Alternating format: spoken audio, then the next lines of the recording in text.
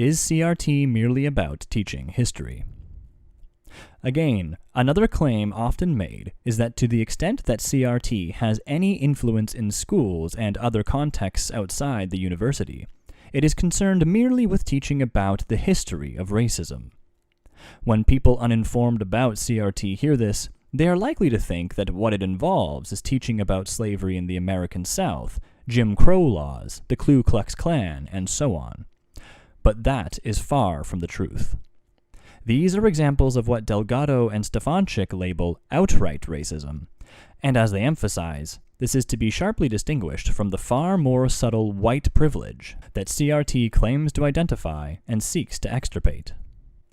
This purported white privilege is so subtle that even if outright racism of the familiar sorts is entirely eliminated, white privilege would allegedly remain intact so that the system of white over black or brown will remain virtually unchanged, and we remain roughly as we were before.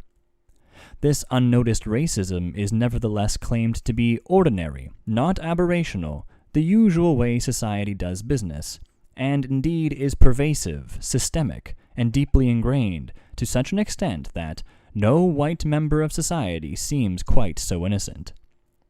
The purported white privilege of these members of society involves a myriad of social advantages, benefits, and courtesies that come with being a member of the dominant race.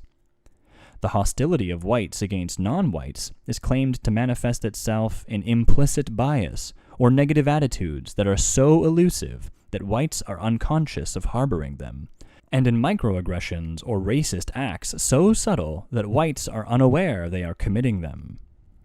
Racism is held by CRT to be so embedded in our thought processes and social structures that it is not only conservatism that CRT opposes, but liberalism too. Like Marxism, CRT stakes out a position far to the left of traditional Democratic Party politics.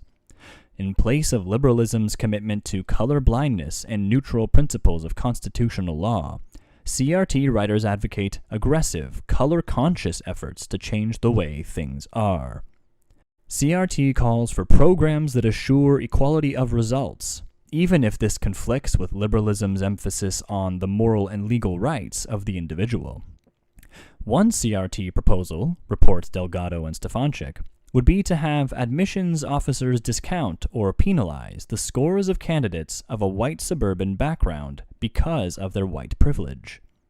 Some CRT writers even wonder whether whites should be welcome in the movement and at its workshops and conferences. Indeed, a central theme of CRT is the malign influence of whiteness itself, a quality pertaining to Euro-American or Caucasian people or traditions. Critical white studies, Delgado and Stefanczyk tell us, is a subfield of CRT devoted to the study of the white race, which has put whiteness under the lens. In place of liberalism's traditional emphasis on freedom of expression, some CRT writers call for campus speech codes and tort remedies for racist speech, or even the criminalization of such speech, which, given the amorphous notions of implicit bias and microaggressions, could cover anything a CRT advocate finds objectionable. At the same time, in light of the systemic racism they claim afflicts criminal justice, CRT writers advocate lighter sentences or even jury nullification for offenses such as shoplifting or possession of a small amount of drugs. Delgado and Stefanczyk blandly note that one CRT writer proposes that the values of hip-hop music and culture could serve as a basis for reconstructing the criminal justice system. CRT also rejects traditional civil rights discourse, which stresses incrementalism and step-by-step progress, and instead questions the very foundations of the liberal order, including ideas such as equality theory, legal reasoning, Enlightenment rationalism, and equal treatment for all persons, regardless of their different histories or current situations. Accordingly, CRT holds that the change it advocates may have to be convulsive and cataclysmic, rather than involving a peaceful transition. And, if so, critical theorists and activists will need to provide criminal defense for resistance movements and activists, and to articulate theories and strategies for that resistance. This is just the tip of the iceberg. For according to the CRT notion of intersectionality, many individuals experience multiple forms of oppression, involving not just race, but sex, class, national origin, and sexual orientation.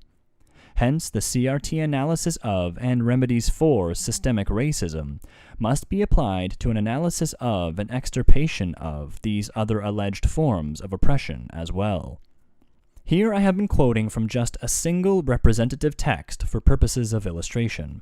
As the reader of All One in Christ will discover, other CRT writers have other, even more extreme things to say.